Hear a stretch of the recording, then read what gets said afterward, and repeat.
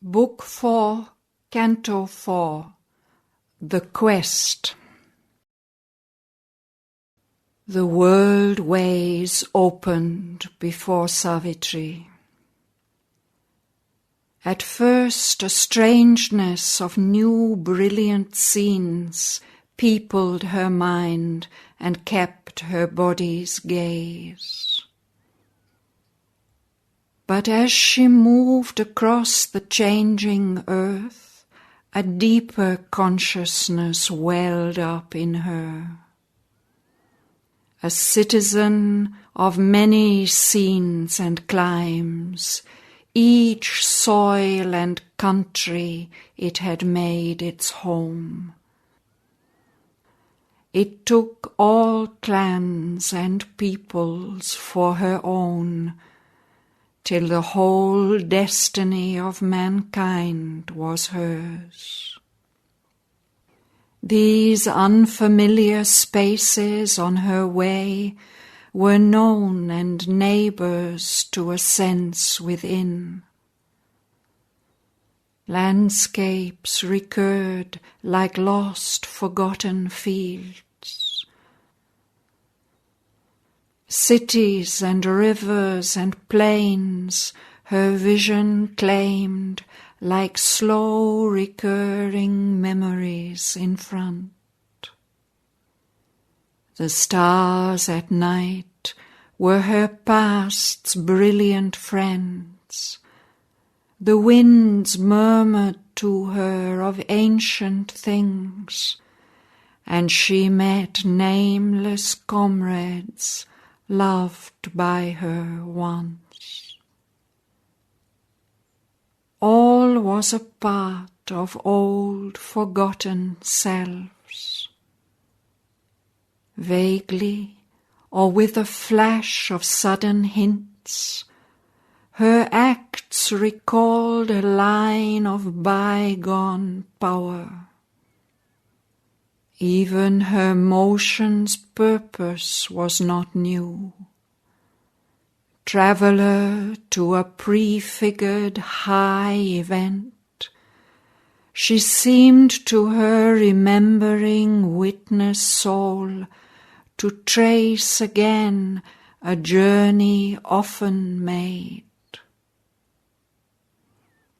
A guidance turned the dumb revolving wheels, and in the eager body of their speed the dim masked hooded godheads rode who move, assigned to man immutably from his birth, receivers of the inner and outer law, at once the agents of his spirit's will, and witnesses and executors of his fate.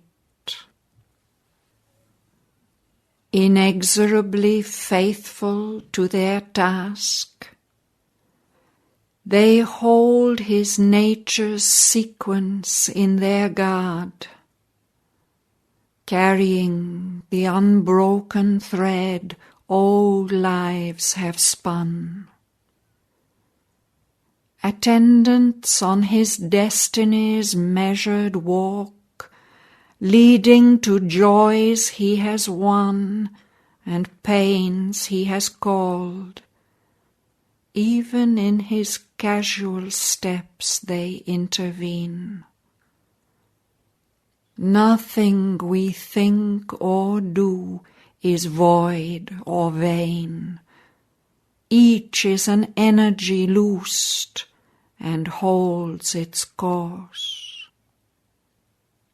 The shadowy keepers of our deathless past have made our fate the child of our own acts.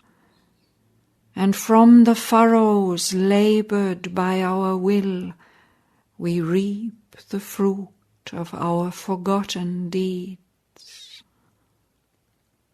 But since unseen the tree that bore this fruit, and we live in a present born from an unknown past, They seem but parts of a mechanic force to a mechanic mind tied by earth's laws. Yet are they instruments of a will supreme, watched by a still, all-seeing eye above. A prescient architect of fate and chance, who builds our lives on a foreseen design, the meaning knows and consequence of each step, and watches the inferior stumbling powers. Upon her silent heights she was aware of a calm presence throned above her brows, who saw the goal and chose each fateful curve. It used the body for its pedestal. The eyes that wandered were its searchlight fires. The hands that held the reins, its living tools. All was the working of an ancient plan, a way proposed by an unerring guide. Across wide noons and glowing afternoons, she met with nature and with human forms, and listened to the voices of the world. Driven from within, she followed her long road, mute in the luminous cavern of her heart, like a bright cloud through the resplendent day. At first her path ran far through peopled tracts, admitted to the lion eye of states, and theatres of the loud act of man. Her carven chariot with its fretted wheels threaded through clamorous marts and sentinel towers, past figured gates and high dream-sculptured fronts, and gardens hung in the sapphire of the skies.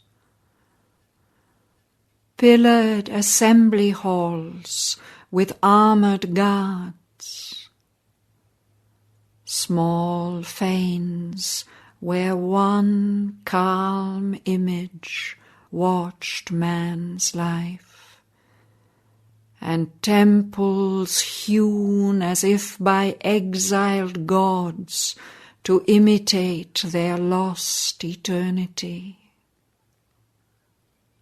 Often from gilded dusk to argent dawn, where jewel lamps flickered on frescoed walls, and the stone lattice stared at moonlit boughs.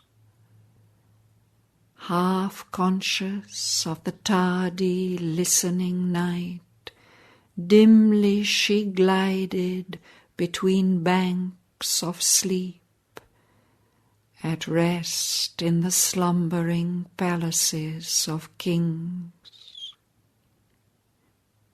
Hamlet and village saw the fate wane pass. Homes of a life bent to the soil it ploughs for sustenance of its short and passing days, that transient keep their old repeated course, unchanging in the circle of a sky which alters not above our mortal toil.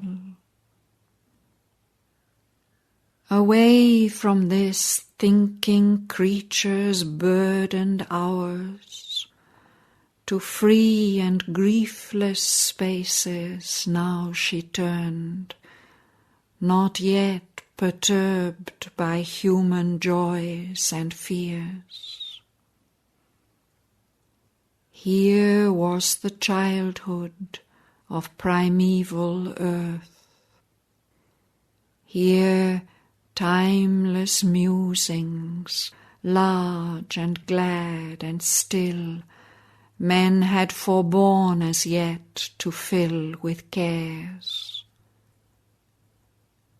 Imperial acres of the eternal sower, and wind-stirred grasslands winking in the sun,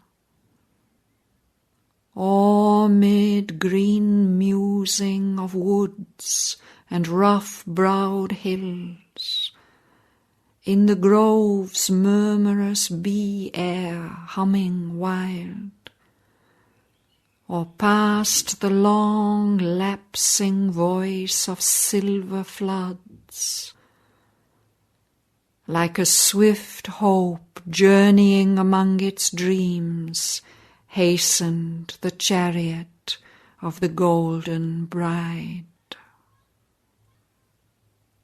Out of the world's immense, unhuman past, tracked memories and ageless remnants came, domains of light enfiefed to antique calm, listened to the unaccustomed sound of hooves, and large, immune, entangled silences absorbed her into emerald secrecy, and slow, hushed, wizard nets of fiery bloom environed with their coloured snare her wheels.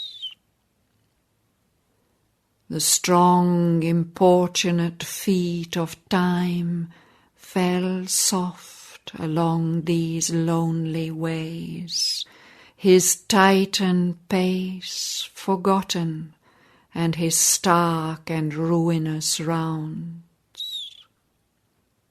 The inner ear that listens to solitude, leaning, self-wrapped, unboundedly could hear the rhythm of the intenser, wordless thought that gathers in the silence behind life.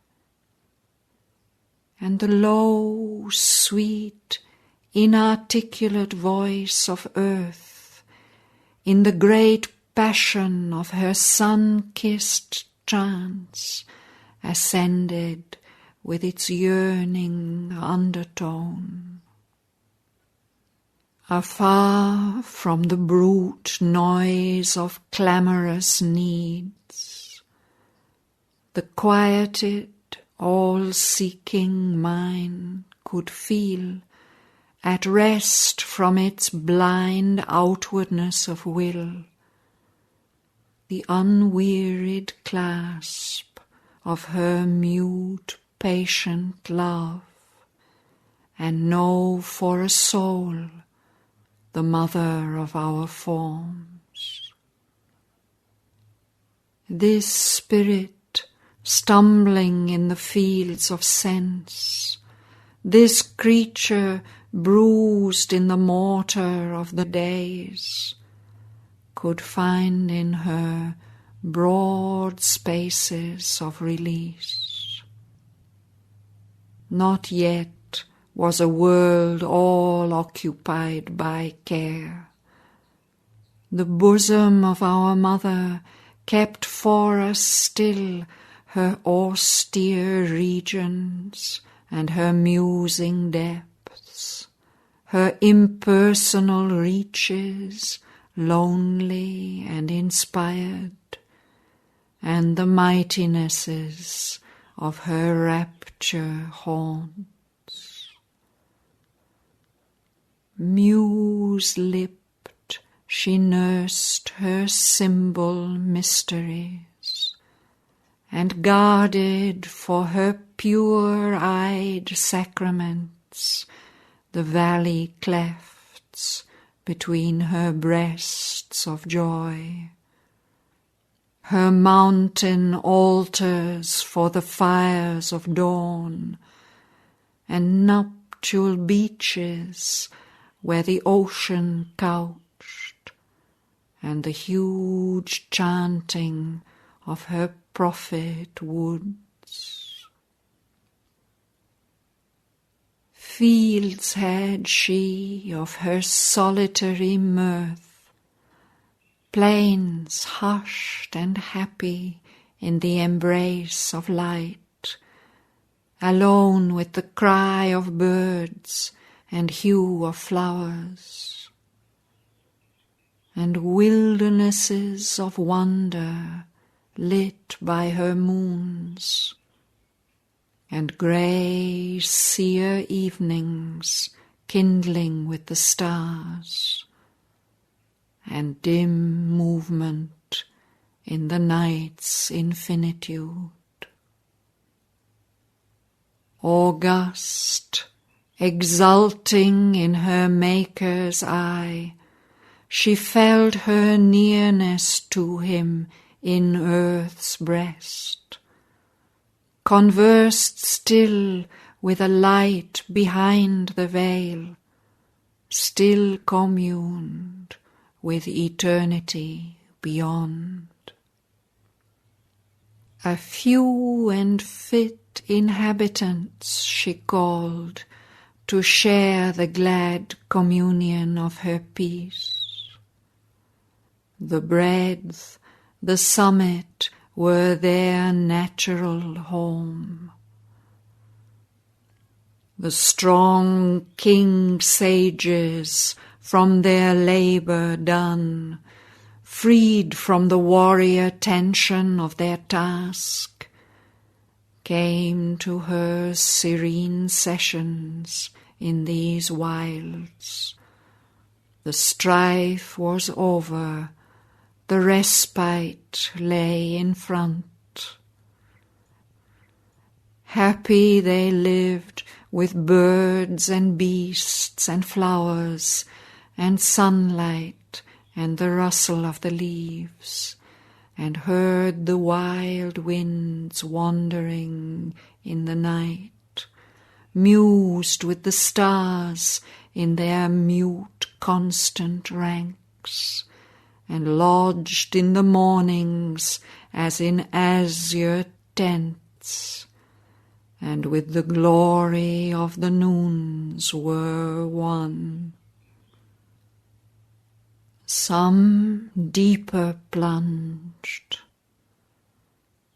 From life's external clasp beckoned into a fiery privacy in the soul's unprofaned, star-white recess.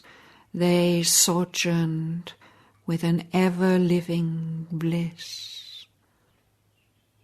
A voice profound in the ecstasy and the hush they heard, beheld an all-revealing light.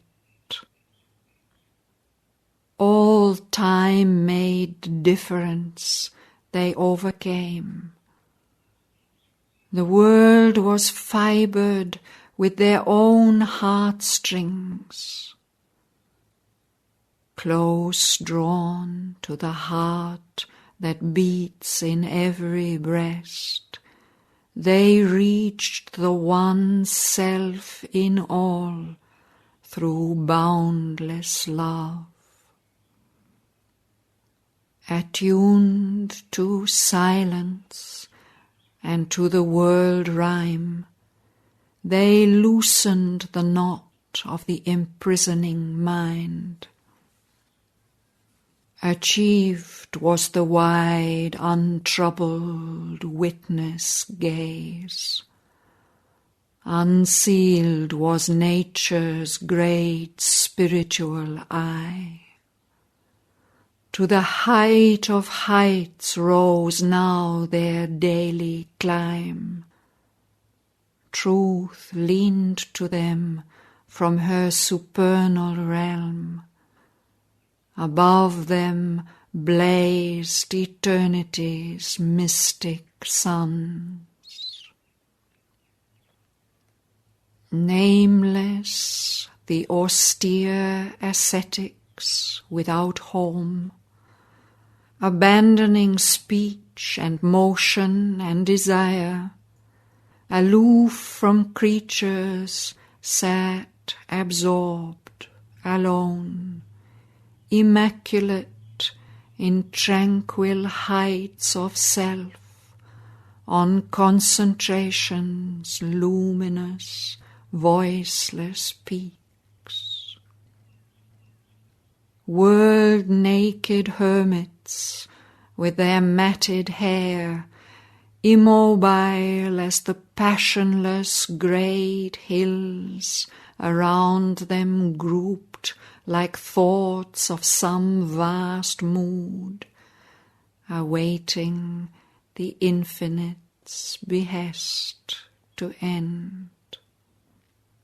The seers, attuned to the universal will, content in him who smiles behind earth's forms, abode ungrieved by the insistent days. About them, like green trees girdling a hill, young grave disciples fashioned by their touch, trained to the simple act and conscious word, greatened within and grew to meet their heights. Far wandering seekers on the Eternal's path brought to these quiet founts their spirit's thirst, and spent the treasure of a silent hour, bathed in the purity of the mild gaze that, uninsistent, ruled them from its peace, and by its influence found the ways of calm. The infants of the monarchy of the worlds, the heroic leaders of a coming time, king children nurtured in that spacious air, like lions gambolling in sky and sun, received half-consciously their godlike stamp. Formed in the type of the high thoughts they sang, they learned the wide magnificence of mood that makes us comrades of the cosmic urge. No longer chained to their small separate selves, plastic and firm beneath the eternal hand, met nature with a bold and friendly clasp, and served in her the power that shapes her works. One-souled to all, and free from narrowing bonds, large like a continent of warm sunshine, in wide equality's impartial joy, these sages breathed for God's delight in things, assisting the slow entries of the gods, sowing in young minds immortal thoughts they lived, taught the great truth to which man's race must rise, or opened the gates of freedom to a few, imparting to our struggling world the light. They breathed like spirits from time's dull yoke released, comrades and vessels of the cosmic force, using a natural mastery like the sun's. Their speech, their silence was a help to earth. A magic happiness flowed from their touch. Oneness was sovereign in that sylvan peace. The wild beast joined in friendship with its prey, persuading the hatred and the strife to cease. The love that flows from the one mother's breast healed with their hearts the hard and wounded world. Others escaped from the confines of thought to where mind motionless sleeps, waiting light's birth, and came back quivering with a nameless force, drunk with a wine of lightning in their cells.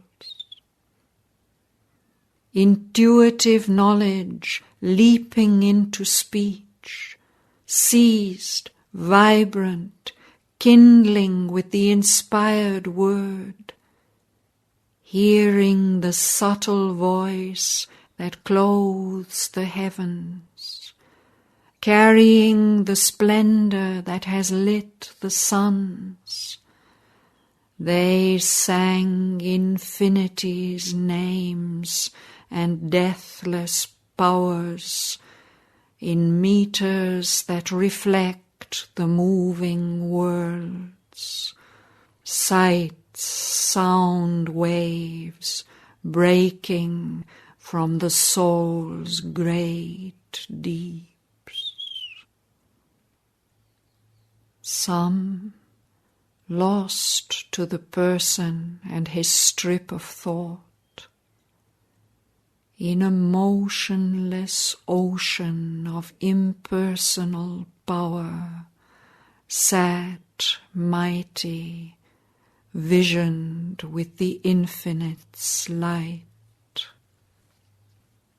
Or, comrades of the everlasting will, surveyed the plan of past and future time. Some winged like birds out of the cosmic sea and vanished into a bright and featureless vast. Some silent watched the universal dance, or helped the world by world indifference. Some watched no more, merged in a lonely self, absorbed in the trance from which no soul returns, all the occult world lines forever closed, the chains of birth and person cast away.